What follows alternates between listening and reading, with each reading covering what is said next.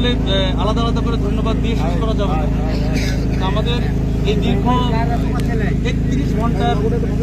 31 ঘন্টার অপারেশন শেষে আমরা শিশু সাথীকে অচেতন অবস্থায় উদ্ধার করি। আমরা আসলে কিছুটা বাচ্চার দেহটা ধরার পরে আমরা একটু ইমোশনাল হয়ে গিয়েছি। তারপরে আমরা চেষ্টা করেছি দ্রুত হসপিটালে প্রেরণ করার। আমরা কিছুক্ষণ আগে জানতে পারলাম তাকে মৃত ঘোষণা করা হয়েছে। ইন্না লিল্লাহি ওয়া ইন্না ইলাইহি রাজিউন। আমরা আসলে বাবা মার কথা চিন্তা করছি।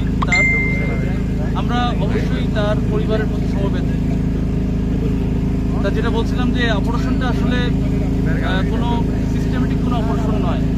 আগুন অথবা পানি থেকে ডুবে মানে উদ্ধার করা, আমরা যেসব সচরাচর যেসব অপারেশন করি এই অপারেশনটা একটু ভিন্ন। এখানে অনেক চ্যালেঞ্জ ছিল, অনেক সমস্যা ছিল এবং সকল সীমাবদ্ধতার মধ্যে দিয়ে আমাদের সবাই আমরা একযোগে কাজ করেছি।